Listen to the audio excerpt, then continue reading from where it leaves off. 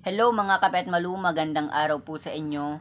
Kung nung nakaraang linggo po ay sinubukan ko pong maggawa ng vlog about sa learning ko sa Reading in the Philippine History, ngayon naman po ay susubukan ko na mag-cover ng kanta. Pero bago po ang lahat, siguro nga po marami po ang mapapatanong kung bakit ako magko-cover ng kanta ay hindi naman nila ako nakikitang kumanta in public or in any places. So, ganito po kasi yun. When I was 12 po, nag-try po talaga ako na sumali ng singing contest. At talaga lang po nangyari na hindi ko po kinaya yung naging hatol sa akin ng isang judges na ang kapal daw ng mukha ko na sumali ng singing contest ay hindi naman daw po ako magaling at hindi naman daw po ako bagay sa industriya ng musika. Simula po noon, sobrang nawalan na po ako ng gana, nawalan na po ako ng confidence na mag-showcase ng aking passion, ng aking talent sa singing. At ipinamis ko rin po sa sarili ko talaga nung araw ding iyon, nung gabi ding iyon na hindi na muli akong kakanta pa.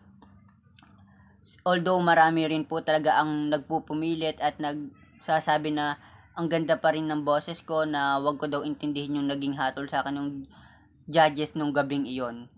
So, ayun po, parang ipinukus ko po ang aking oras sa ibang bagay sa pagsusulat ng tula.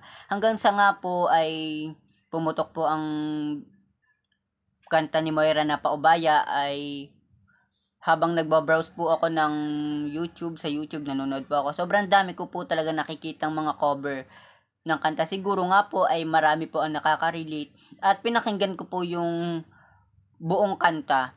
Ang ganda nga po talaga nung kanta, feeling ko nga nakarelate din ako eh.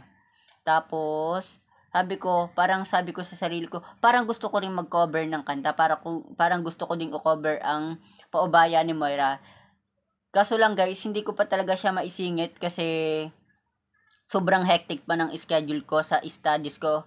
Gumawa pa po ako ng vlog nga, gumawa pa ako ng reviewer, nag-interview pa po ako nung taga Singapore. Actually po katatapos niya lang po nung isang araw at sabi ko, mawalan lang talaga ako ng mga gagawin. Isisingit ko talaga ang pagko-cover ng kanta, ang pagko-cover ng Paubaya ni Moira. At yun nga po, nagpahinga lang po ako kahapon dahil sobrang drain na po talaga ako emotionally and mentally. So, ngayon po ay gagawin ko na po ang pagko-cover ng kanta.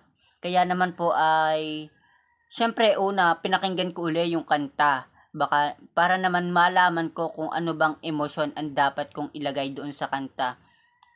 Kung ano bang emosyon ang hinihingi ng kanta habang kumakanta, anong dapat emosyon, anong dapat atake. At syempre, nag-download ako ng -1. Syempre, dapat kong aralin para naman nasa timing ang aking pag-awit. At syempre, ang pangit naman pag walang -1 kasi -1 lang yung nagbibigay kulay talaga sa isang kanta. At ayun nga guys, sisimulan na natin ang pagko-cover ng kanta at sana po ay magustuhan nyo po ang aking version. Kaya naman po ay naghanda po ako ng gunting, ng square na papel. Naghanap din po ako ng stabilo, ng tape, ng ballpen, at syempre, ang pinaka-importante ay ang plastic cover.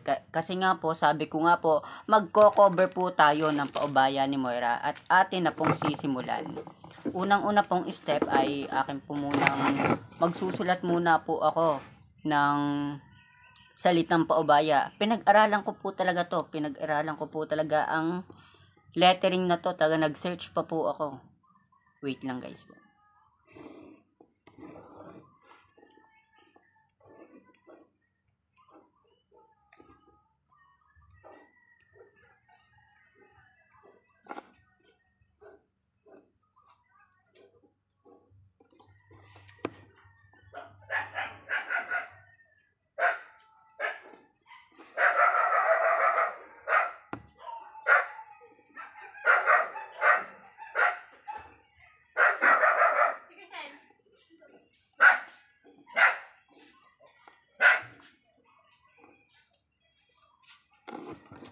At yan guys, tapos na ang Paubaya ni Moira. Nakapagsulat na po ako ng Paubaya ni Moira. nakapagsulat na po ako ng paubaya ni Moira. Ngayon po ang next po natin gagawin ay babakatin po natin ang istabilo para naman po medyo gumanda at magkameron po ng kulay ang paubaya ni Moira.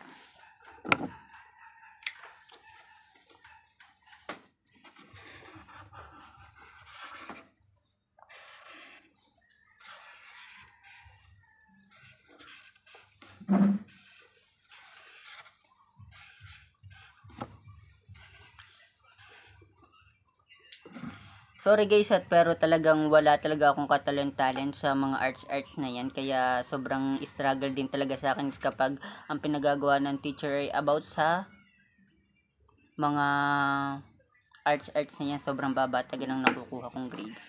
At yan guys, medyo malinaw na, nakagawa na po ako. At ang sunod po natin gagawin ay kokobera na po natin ang paubaya ni Moira.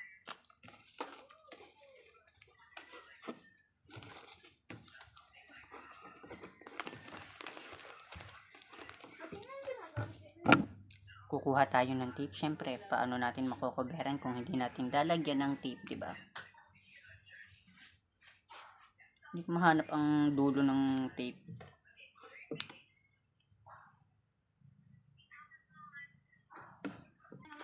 At ngayon po nga ay ating na pong taytapan ang paubaya ni Moira. Kakagatin ko na po para mas mabilis.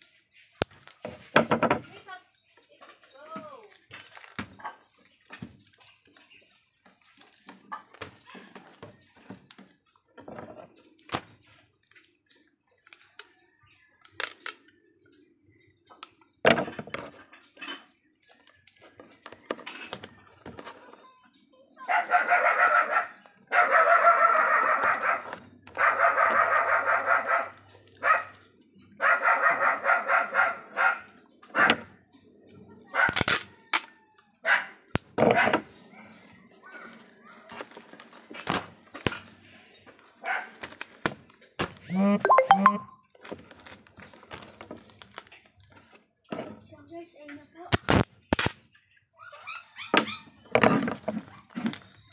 Ang paubayan ni Moira.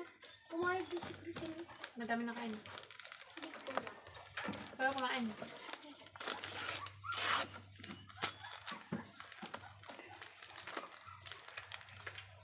At ito na guys, ang paubaya ni Moira. Sana po ay nagustuhan nyo po ang aking version. Talagang pinaghandaan ko po talaga to.